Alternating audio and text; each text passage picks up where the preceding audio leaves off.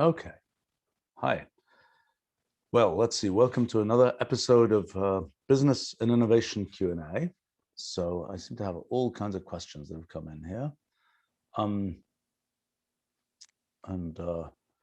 Let's see. There's a question from Parmenides about what do I think of cryptocurrencies in general, and why have we chosen to work with cryptocurrencies like Ethereum and Cardano and so on. Okay, what do I think about cryptocurrencies in general? First thing, well, let's talk about blockchain, and then we'll talk about cryptocurrencies. And I think there's slightly different answers. I think the thing to understand, actually, there are really three things. There's blockchain, there's computational contracts, there's cryptocurrencies, and they're all slightly different. I think the thing that I'm most excited about in the long term is the idea of computational contracts, the idea that we get to specify how things should happen in the world in some kind of computational way. I mean, our computational language is an important piece of being able to write a contract in computational language rather than in legalese. But the thing that's relevant in terms of sort of the blockchain type world is the idea of you just put that contract out there in the world and it is autonomously executed. So one imagines sort of a situation in which kind of a world that's to some extent run by code, in the sense that you've sort of deployed a bunch of computations that just say they're deployed somehow to a generalized cloud, where it just says, if this set of things have happened in the world, then this set of things should happen. And, or, you know, two parties have agreed that if one thing does this, then the other thing does that, and so on. It's like the way contracts work in the world today, except that these are contracts that are autonomously executed. So the question is, what's the fabric? What's the underlying thing that autonomously executes computational contracts? And those computational contracts, it depends quite a lot, I think, on things like how significant are the things that are being decided by those contracts? Are they $100 things? Are they $10,000 things? Are they $10 million things?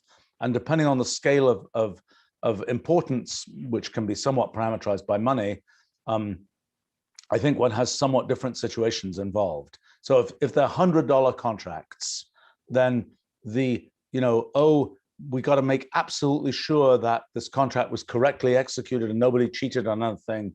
It's just not that important. And I think what will happen with those kinds of computational contracts is one can expect sort of generic cloud provider-like entities to be sort of transacting all of those small scale transactions, just as there are, just as people transact things, buying things on some sort of platform that allows you to exchange goods and so on. That's something which one can sort of expect a cloud provider to be dealing with, and you don't really need all of this sort of fancy sort of guaranteed ledger blockchain type technology. Then when you come to the $10 million contract, then in the end, people are going to want recourse to legal systems and governments and so on if something goes wrong. And again, nobody's really going to trust it to, oh, it's just code. Everything's just code. It's code all the way down.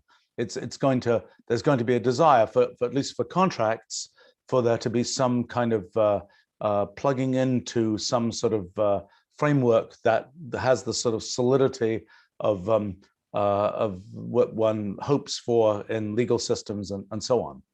There's an intermediate zone of, I don't know what the amounts of money are, $10,000, $100,000, I don't know what the amount of money is, where having something which is decently verifiable, not specific to that sort of simple cloud provider and so on, but doesn't enmesh with the expense of the legal system and so on, is probably worthwhile. And that's a place where one could imagine sort of the stuff of computational contracts being dealt with through cryptocurrencies.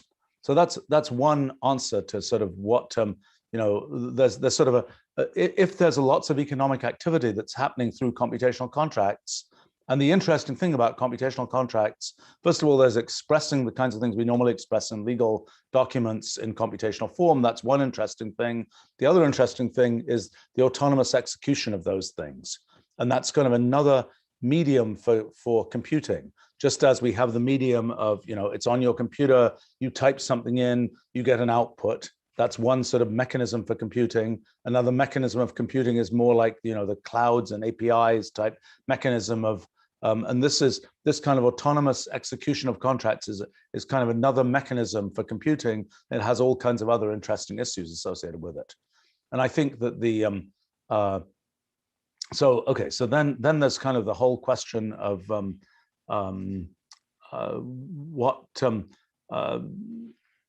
so one of the things that's been very interesting in the construction of blockchains, cryptocurrency-like things, is kind of how do you architect sort of having various incentives go in the right directions to have people sort of do the right thing, and that's been interesting. I mean, I would say that a thing that to me was a little bit shocking was the fact that this computational irreducibility idea of mine got sort of entrained in what ends up being this weird way of sort of defining sort of the ultimate source of value for things like Bitcoin and so on, of mechanisms like mining. And it's kind of a weird thing that this essentially conceptual idea got turned into something real in a way that I certainly would never have anticipated. But I mean, coming back to so there's sort of interesting issues about defining defining sort of systems that have all kinds of incentives in them. By the way, I should say, in terms of computational contracts, one of the things we've been much involved in is, where do you get facts about the world from to feed into your computational contracts? Did this thing actually happen in the world? Did this IoT system pick up the right data to validate that this thing happened in the world? Did this particular thing observed from weather stations actually happen? Did this particular financial price market thing actually happen, and so on? And so because of Wolfram Alpha and our whole knowledge base system, we've kind of got the largest supply of kind of computable knowledge anybody has. And so we've been kind of, I think, the primary source of material for what get called oracles for blockchains, where you're kind of trying to find out what actually happened in the world and feed that into as a condition in a computational contract. That's another thing. And there's a whole lot of interesting stuff about how you deal with when something is really a fact. Because at some moment, when you have sort of this whole collection of autonomously executing computational contracts, what you have is a picture where some fact happens in the world, and this giant sequence of dominoes of computational contracts get fired as a result of that fact. And so, for example, examples of facts where things get complicated are facts like, was so-and-so elected to such and such a political position? When did that really happen? We thought we'd covered a lot of cases, and then the current US election happened, and we realized there's even more cases we hadn't covered about different situations of things being definite or not definite. Or Myanmar, at what point do you say so-and-so is the president or whatever?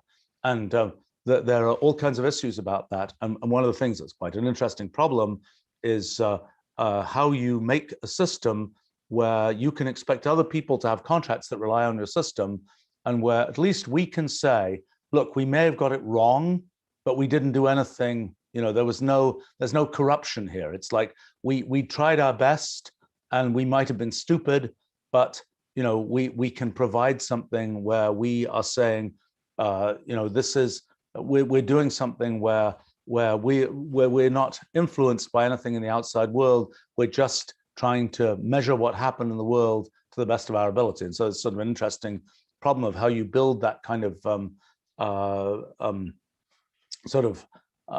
robust curation mechanism for doing those kinds of things.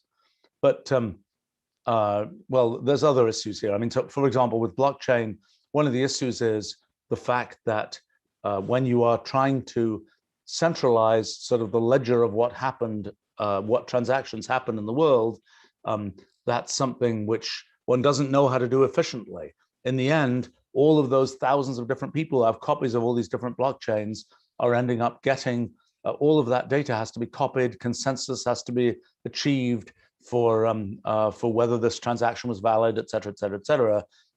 We've actually been working on something that has been a spin-off from our physics project that is kind of a distributed approach to blockchain that has some very different characteristics, where kind of small transactions can happen quickly, but they have some probability of not being quite right. And then that gradually kind of, works itself out. It's kind of has an uncertainty principle for money kind of concept, that if you wait long enough, you will be very precise about your balance, but if you insist on knowing it quickly, you won't be. That's something we've been working on. It's kind of a science/technology type direction.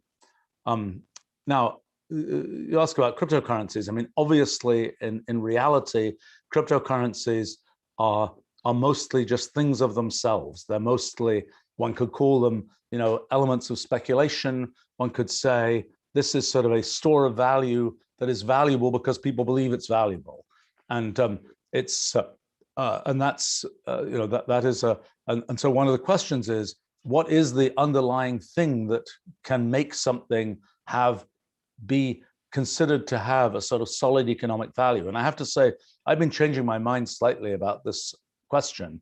I mean, I had always assumed that the only way it made sense to have sort of true stores of value in cryptocurrencies was as a result of the cryptocurrencies living on top of sort of real world economic activity. So in other words, if you're using a cryptocurrency as the medium of exchange for computational contracts, and there are trillions of dollars of computational contracts, then yes, it's okay to have $1 trillion of cryptocurrency that is the thing that is sort of the medium of exchange that's being used for all those computational contracts.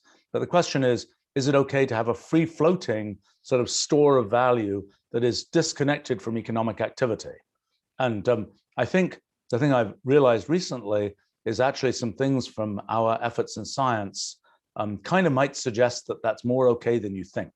And it kind of all relates to, and I'm going to get off topic and I won't go into this in great detail here, but it relates to kind of an embryonic idea that I have about understanding sort of a fundamental theory of value and money using ideas about computational irreducibility that is sort of quite separate from the kind of as a way of virtualizing the notion of kind of complicated interwoven economic activity happening in the real world. That's something that can happen independent of the real world potentially, but have a kind of hard notion of value that is independent of that. And to be a little bit science and philosophical about it, it's insofar as one is using computational irreducibility as sort of the way to understand how that works, it's kind of the same sense in which we have a notion of the passage of time in physics and the concept that sort of something is achieved by the passage of time. It's not that you can just sort of jump ahead and say the answer is 42 or something. You have to actually go through those steps. And it's kind of the same reason that it would be the case that there would be a way in which there's a genuine value built up that isn't just a thing that can sort of be reduced away by it's something where there's sort of a lot of interwoven activity there. But anyway, so I've been sort of changing my point of view about how sort of real the supposedly speculative kind of aspects of cryptocurrencies are. But in terms of right now, I'm really interested in seeing whether we can make this kind of distributed cryptocurrency, distributed blockchain notion that comes out of our physics project really work. And it's got a lot of neat analogies that help one understand things by sort of leveraging what's been understood in 20th century physics. All right, that was a little bit more conceptual than I was expecting here. Let's see.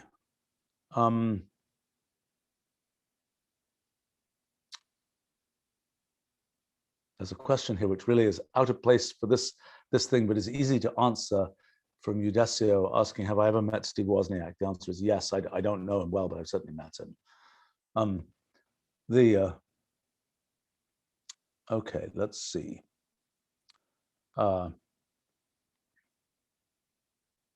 Well, okay, from Icy, how do we at Wolfram Research determine prices of products, tips for pricing products.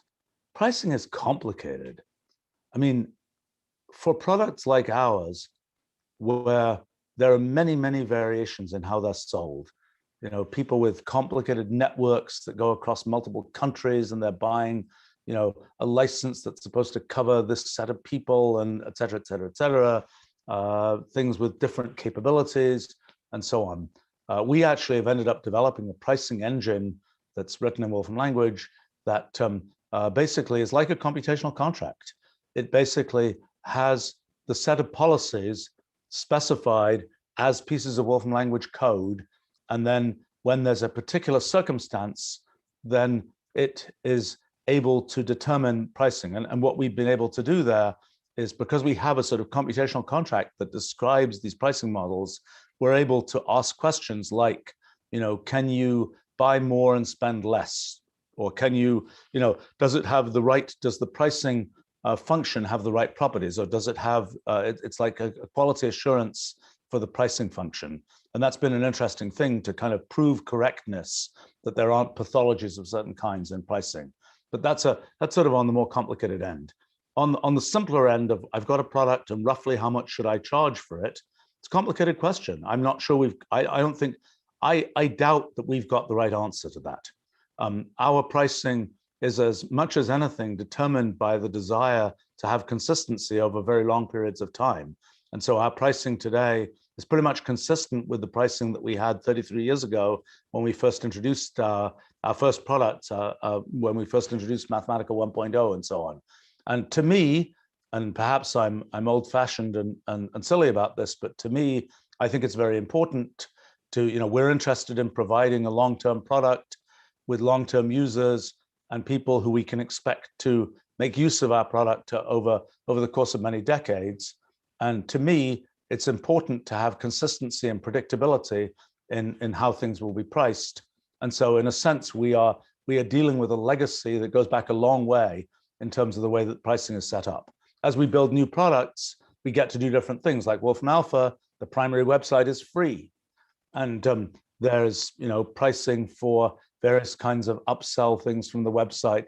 There's obviously quite different pricing for corporate versions of Wolfram Alpha, for the API and so on. But in terms of our desktop products, part of it is just consistency over long periods of time. I will say, when I first, when we were first introducing Mathematica, when I was first building our company, one of the things that was a big issue was roughly how much should a piece of you know, productivity enhancing professional software cost. And at the time, this was 1988 or so, there were a couple of prevailing models. Well, there was the Borland model, where everything cost $100. There was the Microsoft model, where things cost $500. And one of the questions, and then there was also the, oh, you can't charge for it, it's just going to get pirated. And there wasn't so much of the just give it away. There was a little bit of that from sort of academic projects and so on. But those were different models. And it was not clear in the world what model people were going to come to expect.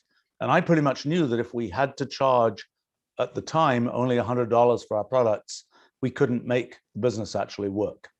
So what we ended up doing was sort of interesting, actually. When we first came out with a product that was intended directly for consumers, because we'd done a bunch of things that where Mathematica was being bundled with like the Next computer being sold by companies like Sun Microsystems and so on in connection with their hardware. But when it came to things that we were selling directly to consumers, the first one of those was on the Mac. At that time, Windows couldn't run a system that had the memory requirements that we had. But on the Mac, here's an interesting thing we did. So I thought, let's hit that $500 price point. We really need a product that hits the $500 price point. But in fact, we want the price point to be higher. We want it to be more like $800. So what are we going to do? Well, at the time, Macs had optional floating point coprocessors. So you would have, and with the floating point coprocessor, floating point operations would run, I don't know, 5-10 times faster. Without it, they wouldn't. So what we ended up doing is we said, okay, there are two versions of the product. There's the what did we call them? I can't remember if it was standard and enhanced or had some other term, but there was the version that didn't make use of the numeric coprocessor and the version that did. The version without the numeric coprocessor was $495. The version with the numeric coprocessor was $795, if I remember correctly. Okay, so interesting question is, when we put that out in the market, what actually happened? What did people actually buy? Turns out they almost all bought the higher price version. I think it was very useful to have the lower price point, because when it came to, in those days, there were lots of software magazines and things who would quote sort of the base price of a product. And it was important that we had a base price that was consistent with at least the Microsoft model of selling software, the $500 price point. But the fact is, when people actually came to buy it, they realized, well, gosh, actually, I really want the numeric coprocessor. I'll buy the more expensive version.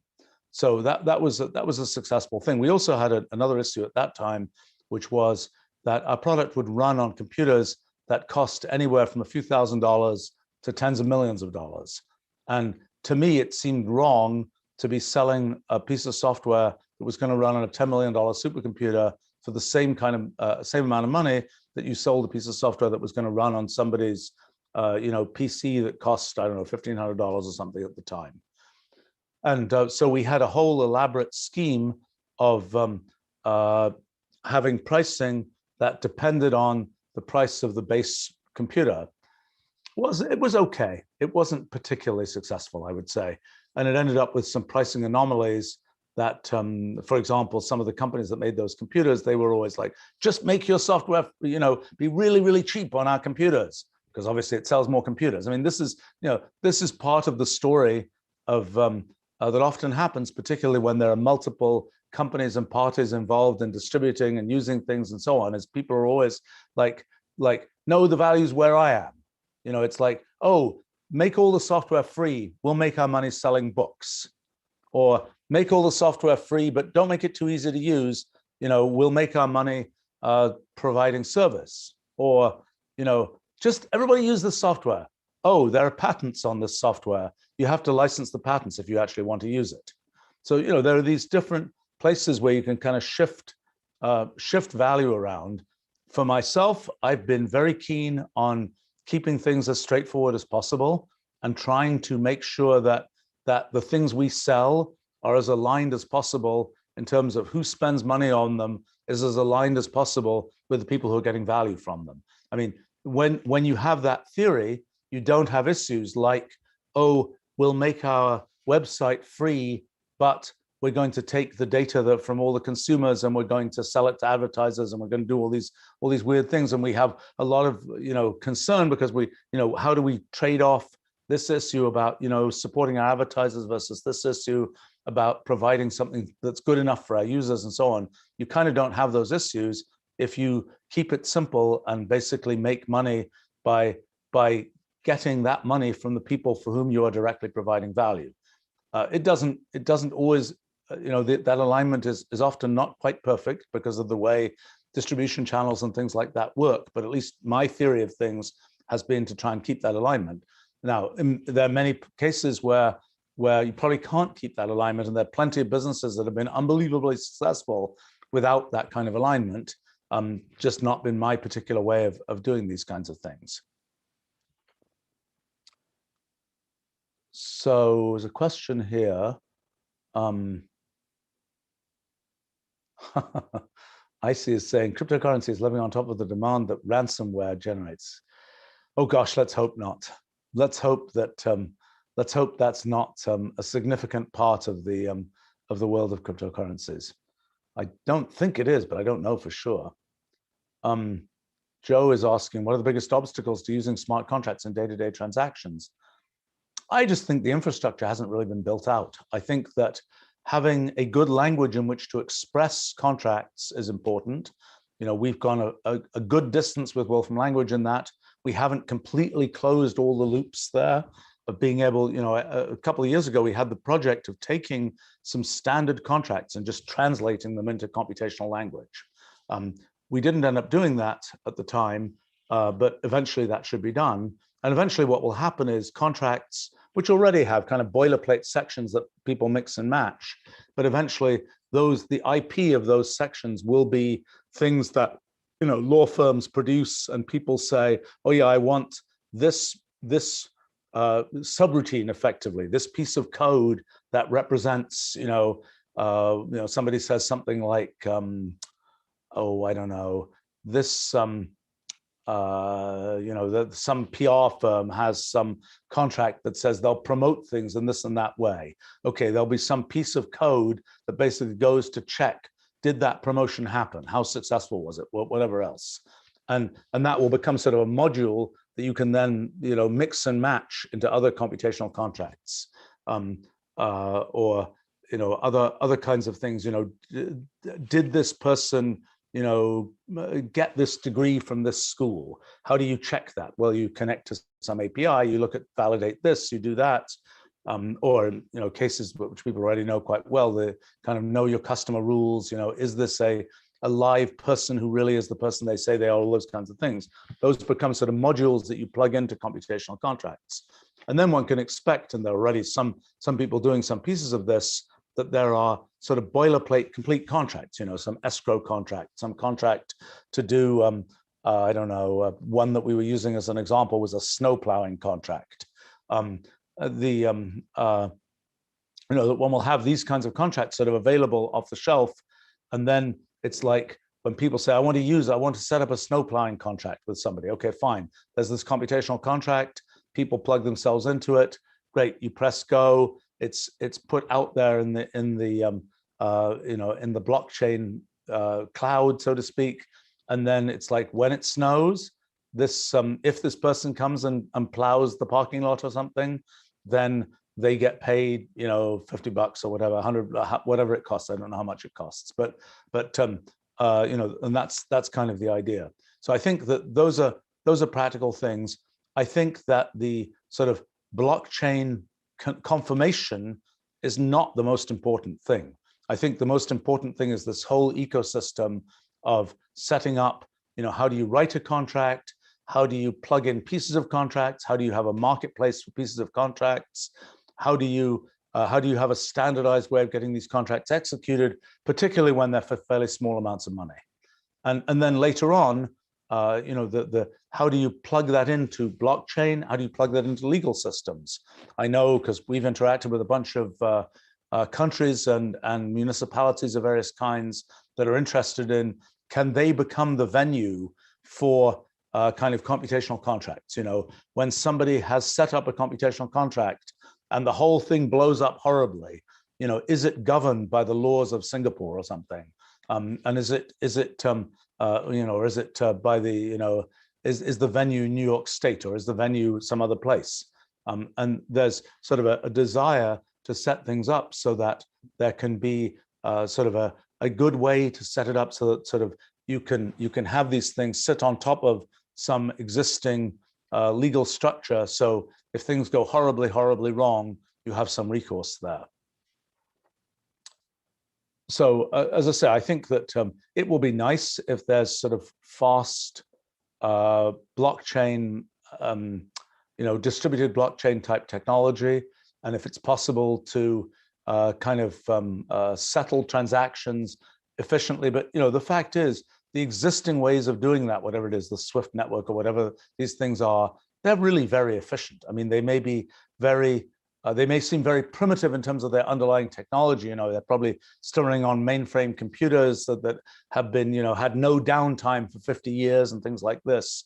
And they're trying to find programmers who can write, some weird IBM 360 assembly language and things to keep things running. But the fact is, they do work, and it's not clear that that's the place where one is going to get tremendous value from, unless one has new ideas about how to make it really efficient to do these transactions in blockchain.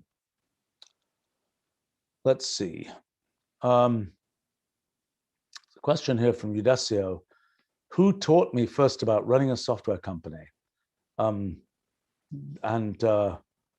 was the first person to buy our software? Well, let's see.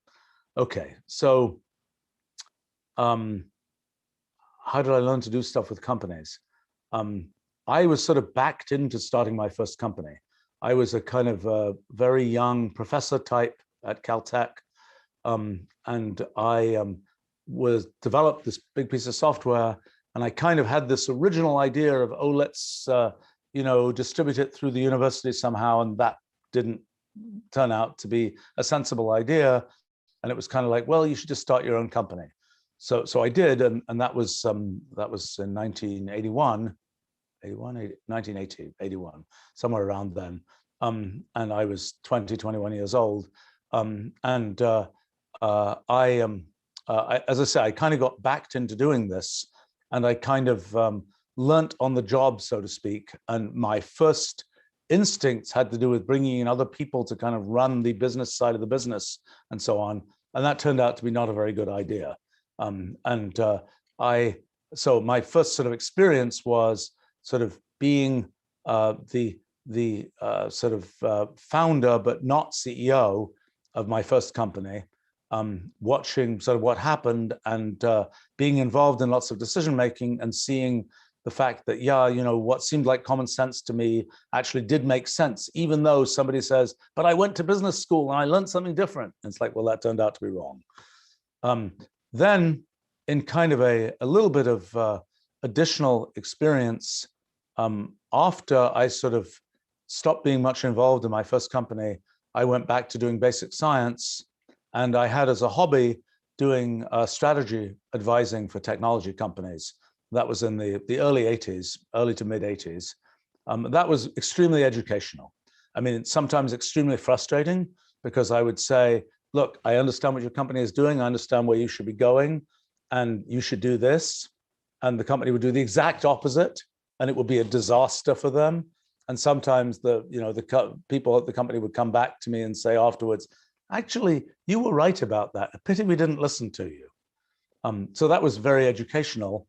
And then when I came to start my current company, I made many fewer mistakes, because I'd had the experience of my first company, and then I had the experience of sort of seeing other people's companies and trying to provide input, sometimes more on the technology, content strategy side, but it ended up being a lot about overall strategy of companies and so on. I think that for me, well, it's I suppose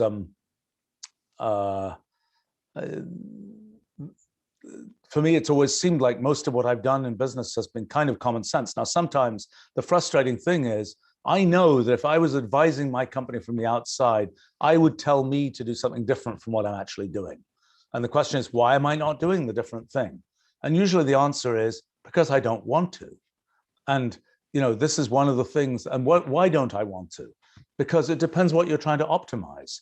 If I'm trying to optimize building interesting products, that's one thing. If I'm trying to optimize making a lot of money, that's another thing. If I'm trying to optimize, making things the best for my employees, that's another thing. These are all different things to optimize. And there are certainly times at which, or actually in the case of the employees, it's like making one group of employees very happy, and another group say, well, we don't like that direction, we do like that direction, and so on. So, there are many things one has to balance, and often the thing which from the outside might seem like the obviously best thing to do is not something one's prepared to implement internally. But I think that in the modern world, there are a variety of ways to kind of learn things about running companies. I mean, now it's very consumerized, these kind of incubator programs, accelerator programs, it's like bring you in, show you the ropes.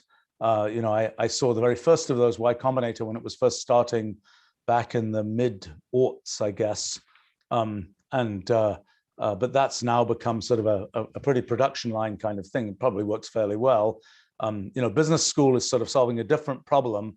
That's solving mostly how do you become a cog in a machine that is of an existing construction, not how do you make a new machine. And I'm not sure by the time the incubators have become as production line as they are, they're teaching what's been done before. They're not teaching what you could do that's different in the future. And I'm not sure how easy it is to teach sort of what you could do in the future, because it hasn't been done. There's no textbook. There's no sort of definition of what should be done. And I think there are plenty of things about business that are fairly generic that to me seem mostly like you know a certain amount about the world, you exercise a certain amount of common sense. Those are sort of the basics of being able to make that happen. Now, in my particular case, I suppose that for everybody who tries to run companies, you typically will have certain strengths and certain weaknesses. I'm a products, technology, people, vision type person. I am not a, sales, expenses, structure, at least at that level kind of person. And so, there are things which I will do pretty well, I think, and there are things that I don't do so well. And the trick is to define both the company that you're trying to build and your role in it to be something that plays to your strengths and doesn't get totally destroyed by your weaknesses, so to speak. And I think that sometimes it's not easy. Like, for example, for me, people tell me that I'm pretty good at kind of sort of business strategy kinds of things. I have plenty of feedback that I'm pretty good at that, not only from my own company, but having done it to help other people and so on. But to me, it's never been a skill that I thought was anything exceptional that I had. I mean, I've kind of realized over the years that it's about, thinking clearly, understanding a certain amount about the world, et cetera, et cetera, et cetera. And I'm pretty okay at that. But to me, in my sort of self-image, particularly when I was starting out at these kinds of things, it's like, well, that's just kind of obvious. There's nothing there. That this is easy, and there's nothing. So there's nothing about what I can do there that's anything particularly exceptional relative to what anybody else can do. Turns out not necessarily to be the case. And there are other things where there are other things where I say, look, I just don't want to do that. I just find that, doing those kinds of things just not something that's fulfilling, satisfying to me. Then the question is, can I get away with CEOing a company without doing those things? And that's the trick of kind of hiring the right team to be able to do that. And to a decent extent, I've succeeded, although many of the things that I don't like to do that are more on the directly commercial side of things, perhaps we would do better if I was more deeply involved in them. Perhaps I would figure out better what to do. Perhaps just the very fact that the CEO is more involved will generate more energy around those things. I'm not sure. Not to say that we have a lot of talented people working in those kinds of areas, but they're things which I'm paying less attention to than in terms of, for example, vision for products and things like this. So anyway, that's now in terms of when I was a kid, for example, I didn't, I wasn't one of these kids who did a bunch of business transactions. I wasn't that kind of kid. However, I was, as it turned out, I later realized, kind of a leadership-oriented kid in the sense of, actually, that comes out sounding funny in the way that that's defined in sort of the modern education system. But I was the kid who was always organizing stuff and organizing other kids to do things, and usually organizing other kids to do things without any framework that already existed. And there are people who are like, well, yes, I'm going to be the president of this club at my school, and the club's been operating for 150 years. Or at the schools I went to, it might have been 400 years or something. But and that's and it's like, can you be elected to be the president of that club? Well, I never ran, and I never would have been elected. But instead, I would make my own club, so to speak, and just from scratch, it's like, okay, this is what we're going to do. This is how it's going to be set up, et cetera, et cetera, et cetera. And that worked pretty well. And I realized that was something that I sort of naturally did. Now, it took me years later, long after I'd been, was CEOing and things like that. I was kind of thinking back as I was trying to figure out, how to find other people who had sort of similar attributes. I was like, well, what attributes of my sort of early life can I identify that have mapped into things I've done in later life? And I realized, oh my gosh, I was the organizer kid. I was always organizing everything. I was always sort of trying to define projects and lead people and so on. And I never really noticed that. I was just doing what I did as a kid and wasn't a thing.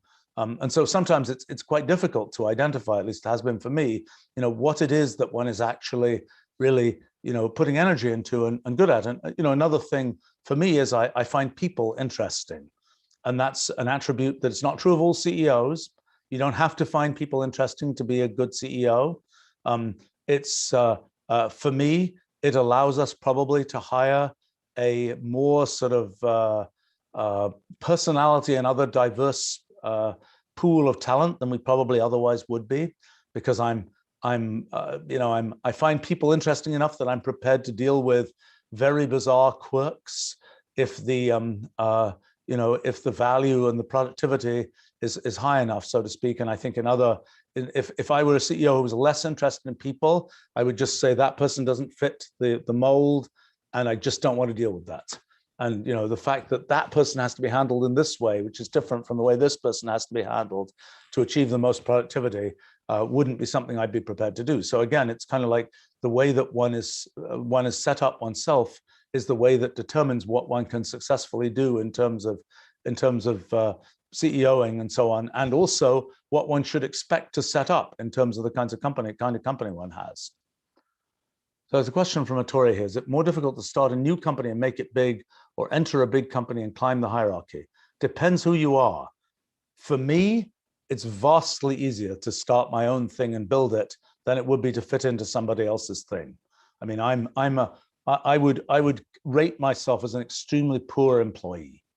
I may be a decent employer. I'm a poor employee, because I like to figure out everything for myself. I like to define what I want to do. It's like let's do this. Somebody's saying, but look, the organization has these objectives and it has these ways of doing things. And I'm like, well, I don't think that's right.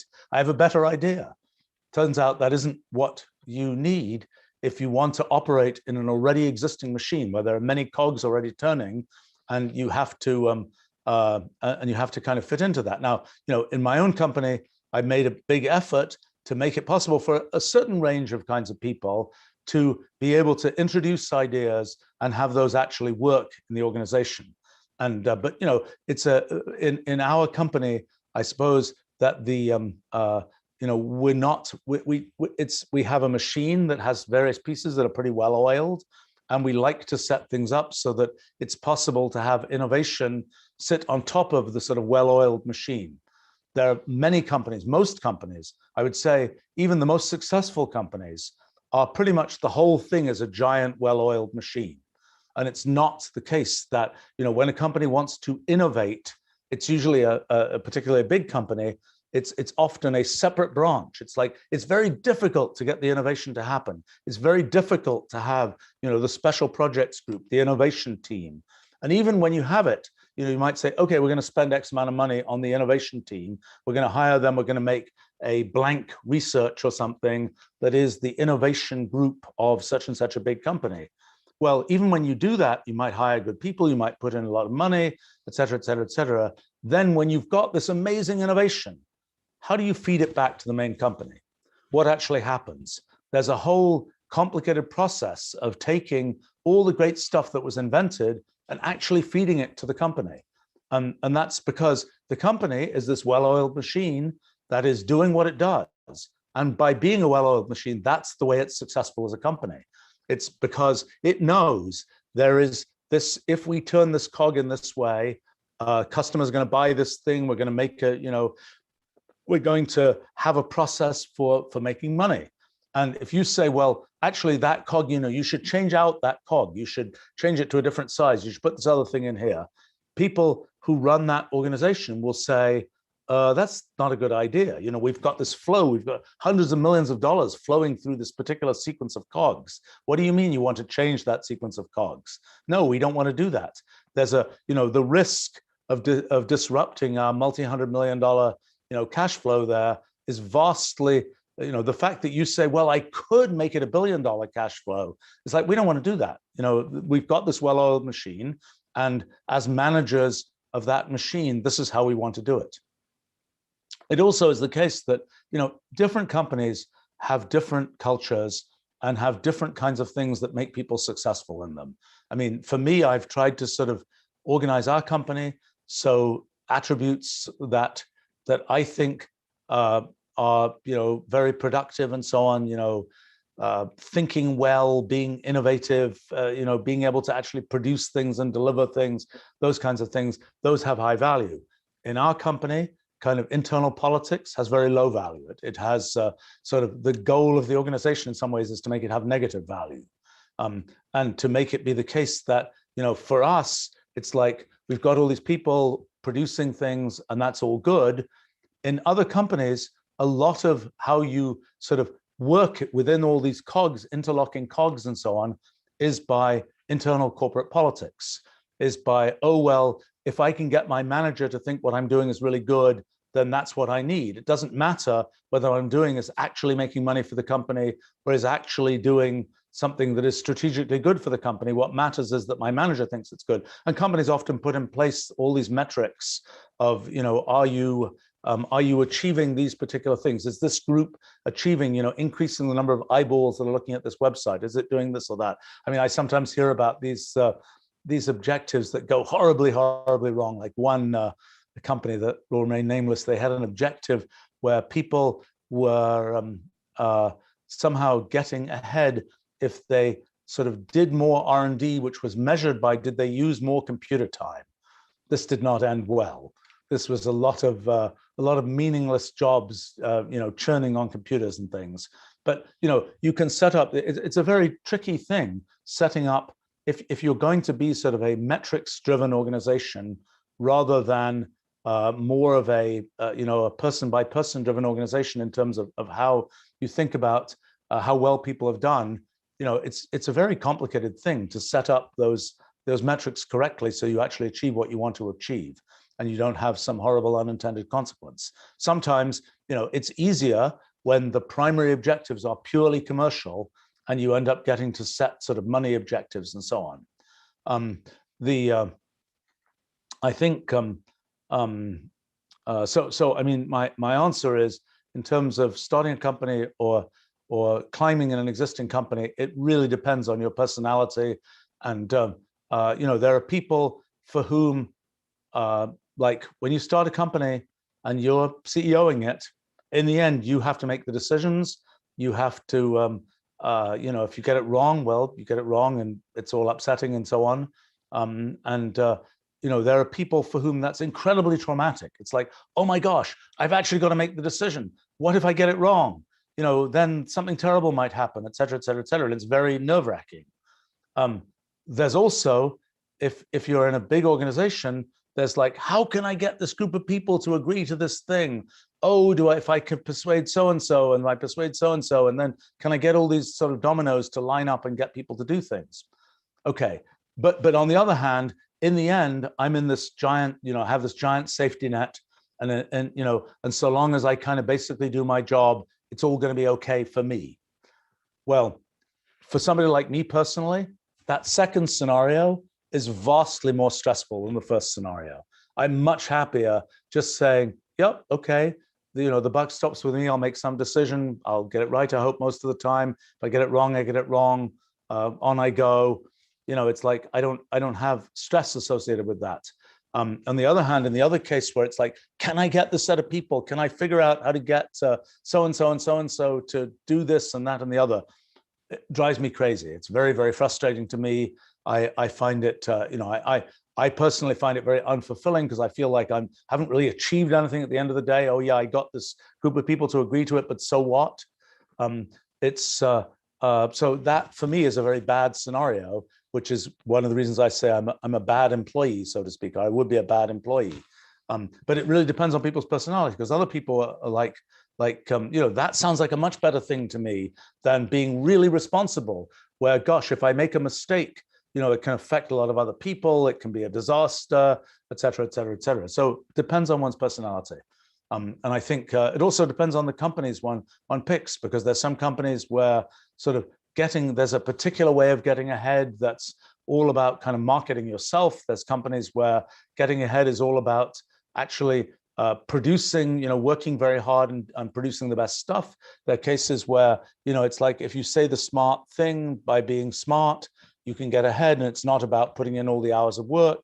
There are companies, there's a whole variety. And when you look at a company, you kind of have to assess, what is the culture of that company and how does it fit with your personality and what you are trying to achieve at that stage in your life. And that's another important point to make. I mean, people go through different stages of life. You know, they'll be, oh, they're off the single person who's working very hard and prepared to work, 100 and something hour weeks. And then, oh, suddenly they've got all these kind of family commitments and so on. And then they can't. And there might be a time when they can take a very high risk. And it's like, well, if everything crashes down, at least I can go off and, teach math or something. Or at other times they're like, if everything crashes down, I won't be able to make my mortgage payments. It's all a huge disaster, different risk profile, different set of things that somebody can do. Let's see, the question here.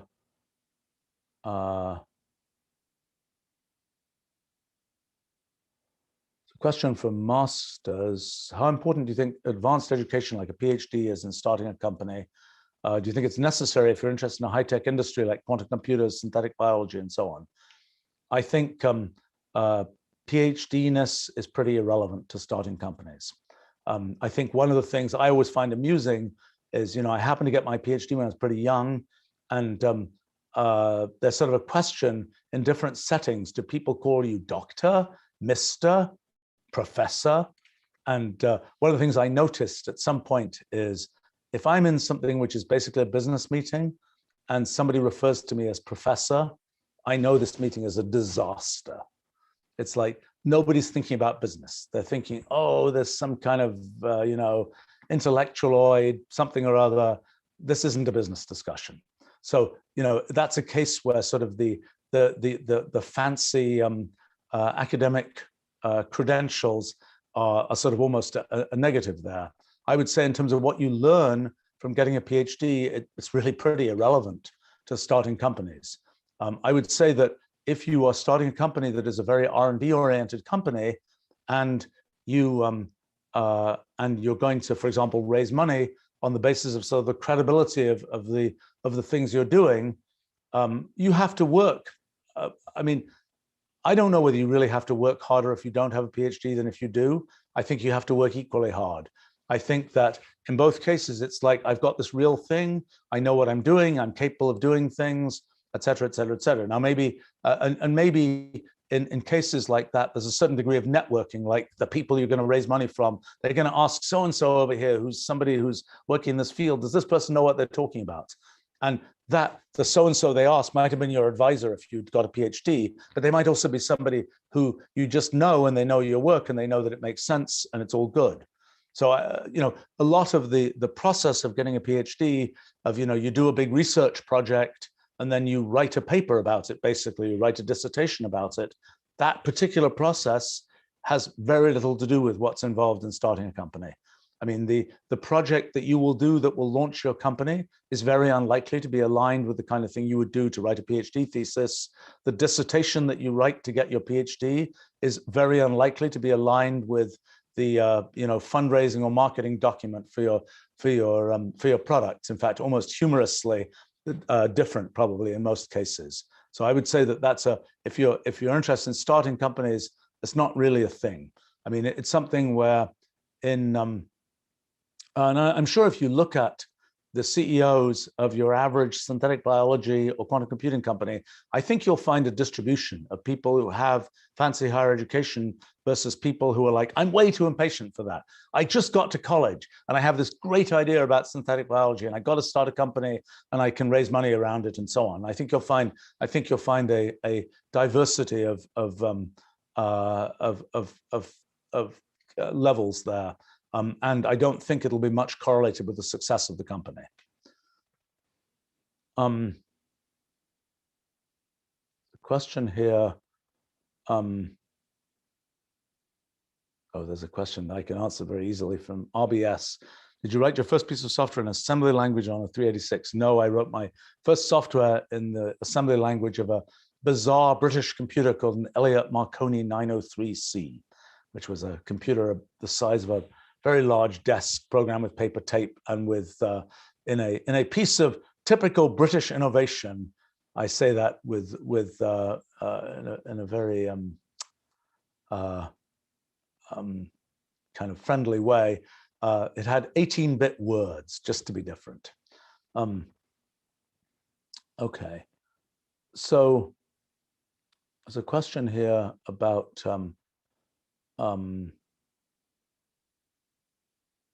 how do you organize ideas, projects, notes, pen and paper, electronic based, etc. Well, oh boy, that's kind of complicated, actually.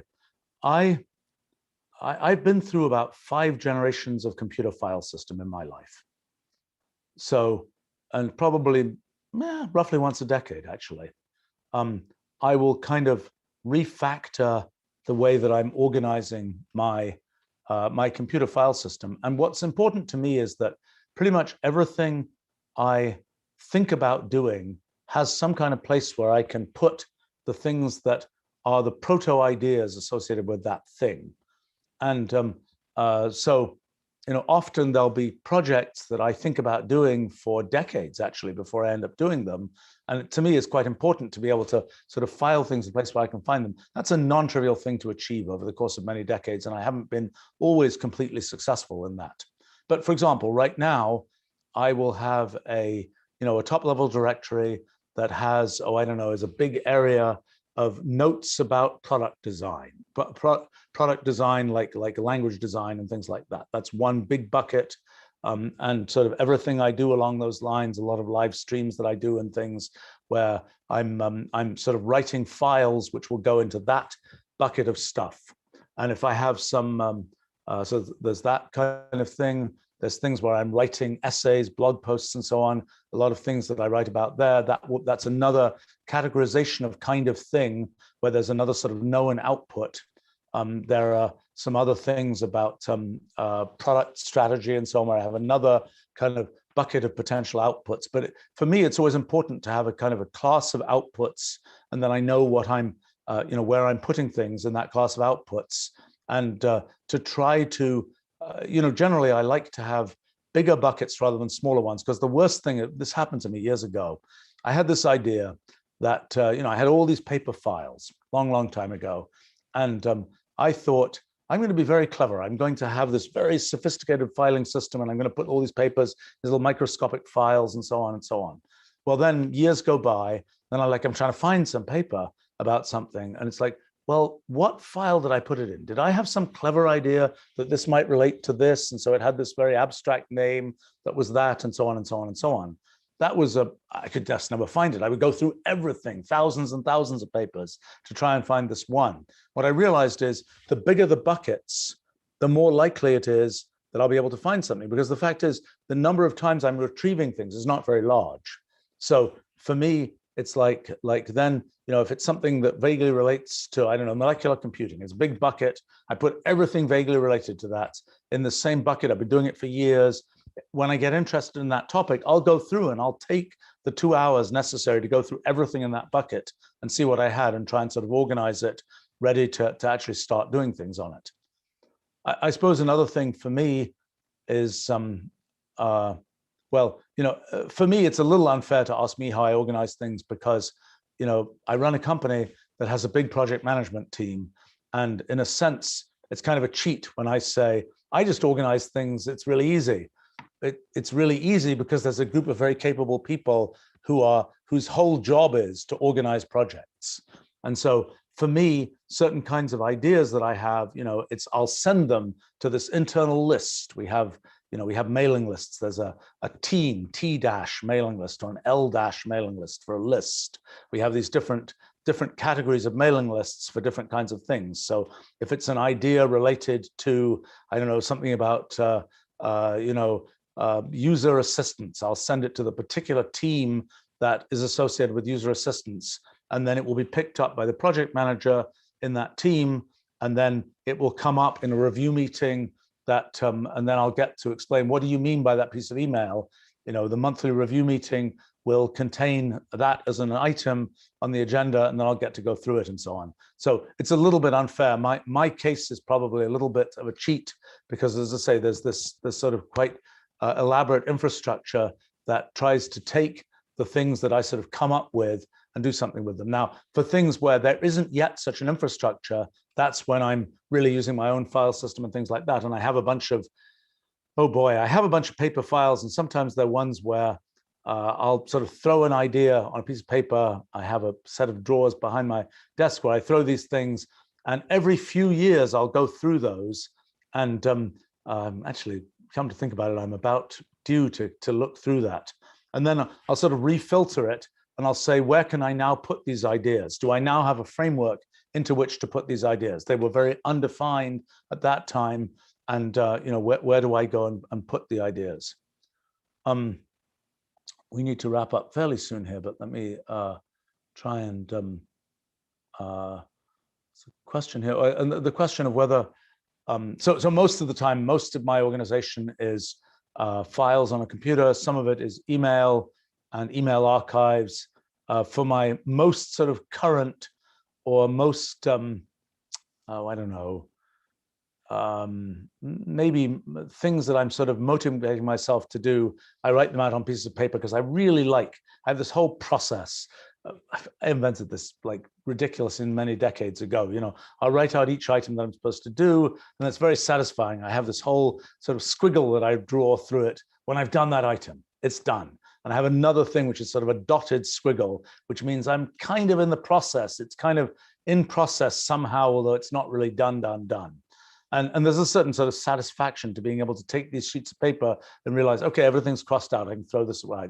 I never throw anything away. I can archive this. I would say that particular quirk I have been steadily imagining that I'm going to get rid of and go electronic, but the satisfaction of being able to just throw the piece of paper away is really kind of nice. And I was just thinking, actually, in fact, I'm just about to do this, to go to a write on tablet type thing that is a possible alternative to this, although I think it's not going to work well for this purpose, because I really like the kind of personal motivation feedback of, I really finished that set of things, now I can throw that piece of paper away. Okay, let's see. There's a question from Jarex here.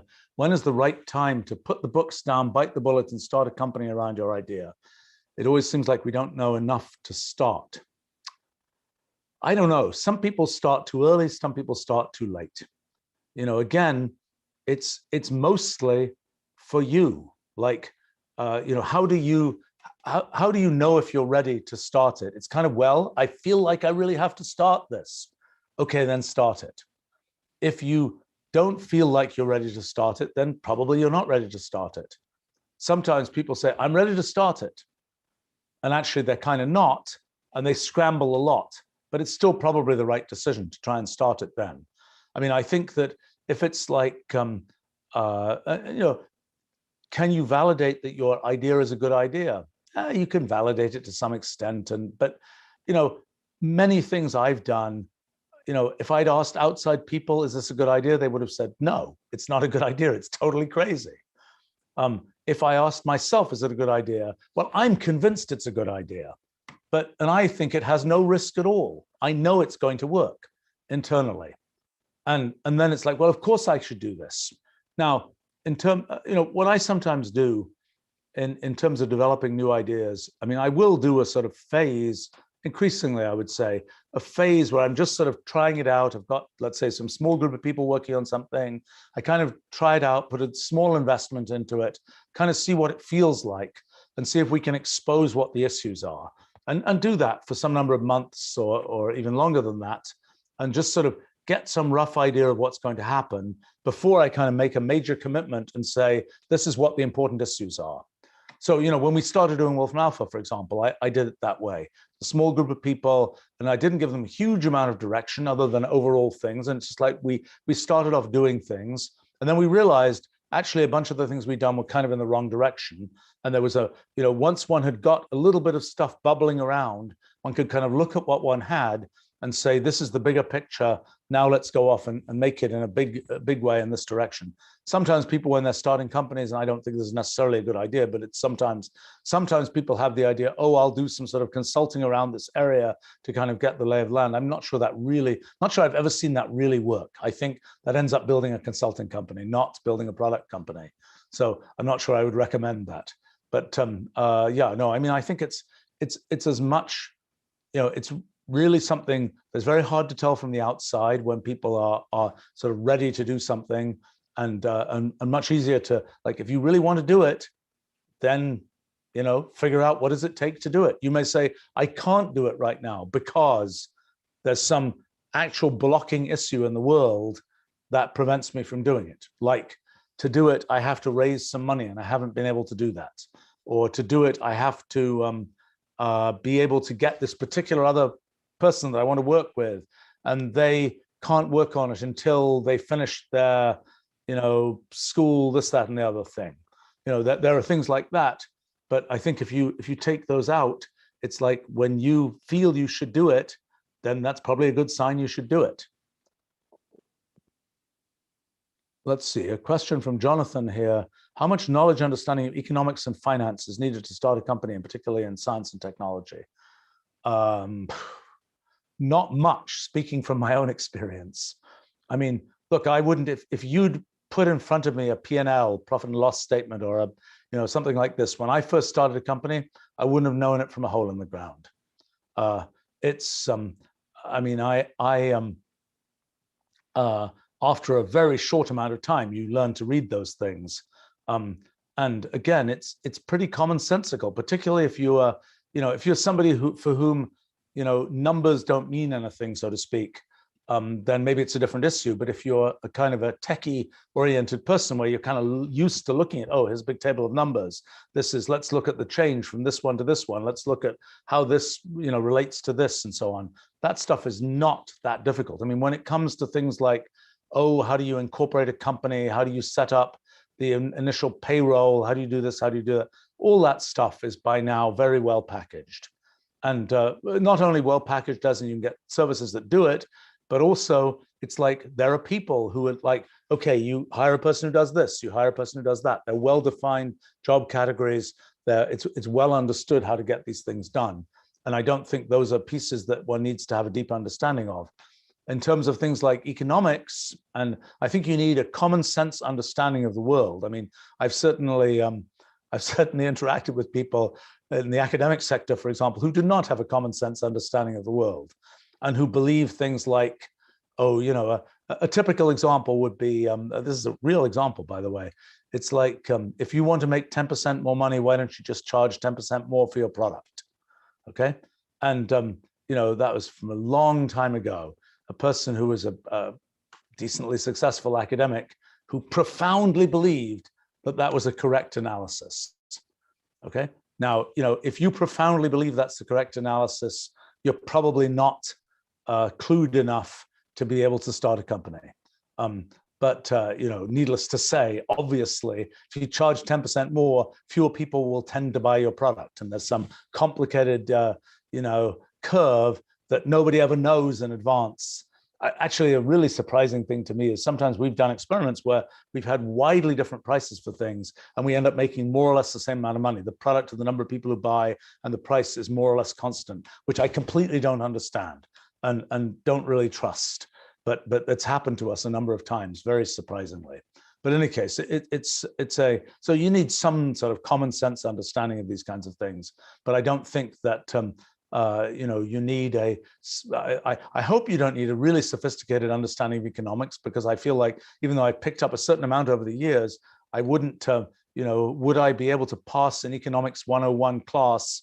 I'm not sure, maybe by now, but those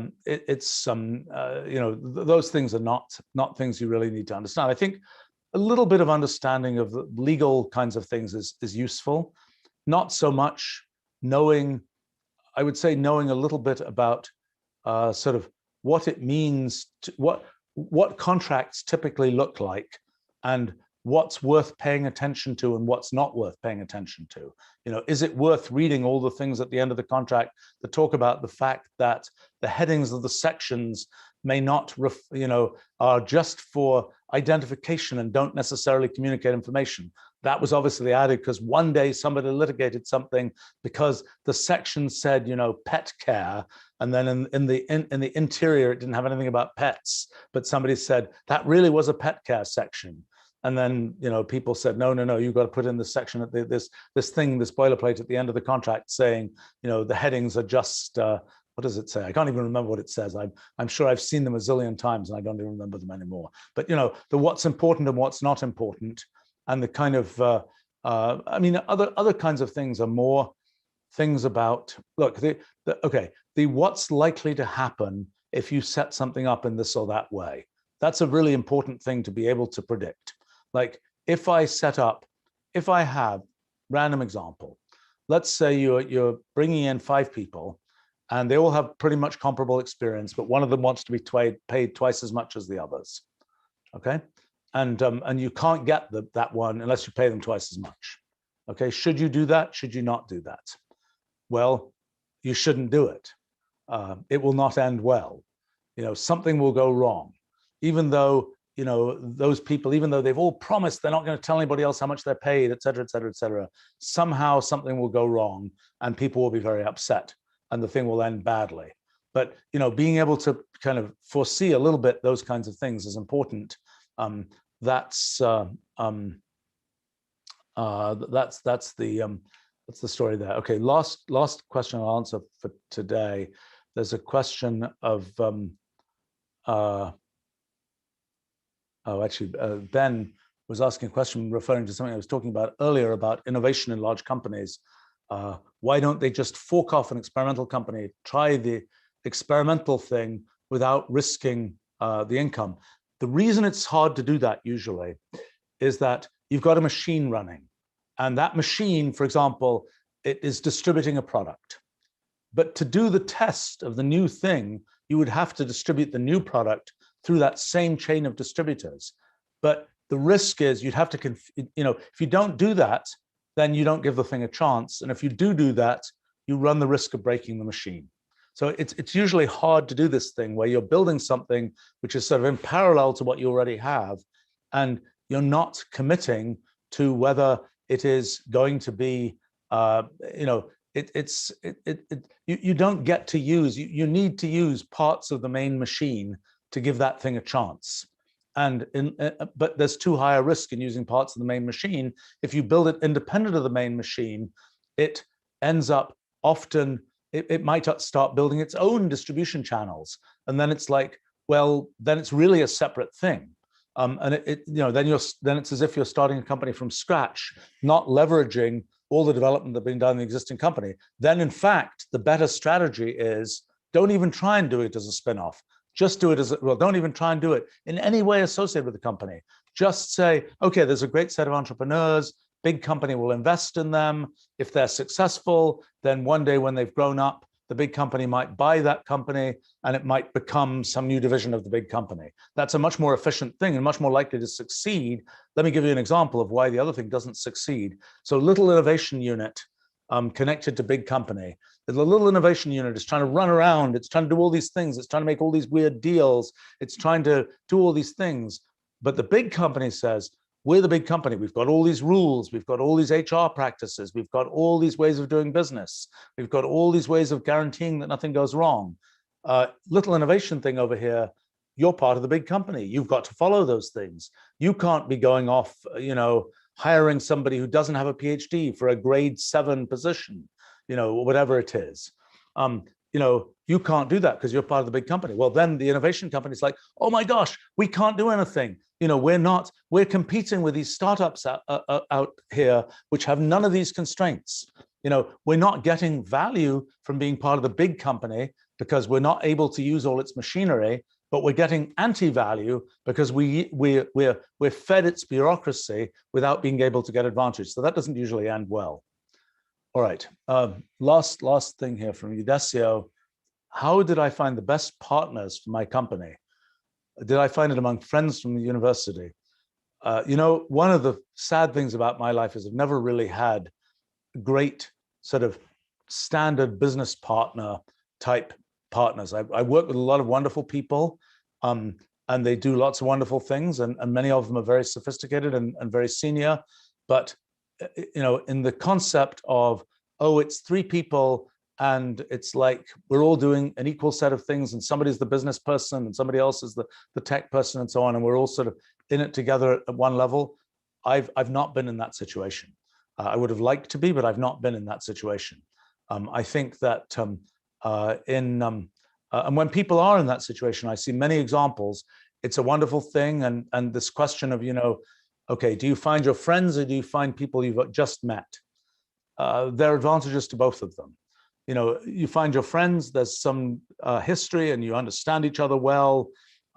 If, on the other hand, there's a set of expectations that may be inconsistent with what you need to do for the company, if it's like a person you just ran into, that can end very, very poorly, particularly if it's not very well defined what different people's roles are. I would say that the thing that I've seen a zillion times is, people start off a company and they're like, oh yeah, we all know what we're doing, we're all aligned. Then 3 years goes by and then they're all fighting with each other because it's like, well, the company, I want to take the company off in this direction. Oh, if we'd only done what you said, it would have worked well. And there's, it's a very complicated mess. And so that, kind of the only way that really doesn't happen is if there's one person in charge. And it's like, well, the other people, and if it's pretty clear what happens if people disagree, is the person in charge, is the person who goes on running the company, unless they're deposed in some giant coup, and the other people, if they don't like it, they leave. I think that it's important, and it's hard to do, when you start these things, to try and set it up so that if people go in their separate directions, nobody feels like they were treated badly. It's like, oh, okay, if the company is eventually going to be successful, people will get a piece of the success, but not too big a piece of the success. If they were only involved for 6 months, they don't deserve some giant piece that somebody who was involved for 5 years, doesn't get as big a piece, and so on and so on and so on. But it's a complicated thing, and I would say that again, different people have different approaches to how to assess potential partners as potential employees and so on. There are different ways to assess them, and I think I tend to be a person who's much more, let me try to really understand this person. If I can't answer questions that I would pose to myself about what would this person do if blah blah blah, then generally avoid that person. Go for people where you have a better understanding of what makes them tick, so to speak. At least that's my approach. Not everybody has that approach. Other people would say, if I can see the person's done what I want them to do before, then I'm all good, even if I don't understand how they work at all. Again, with respect to this, sometimes you'll work with people for years, and you'll work with them, and there'll be tons of stuff that you discover later for some reason or another about sort of the rest of your life that you had no idea about. And it's like, well, that's interesting.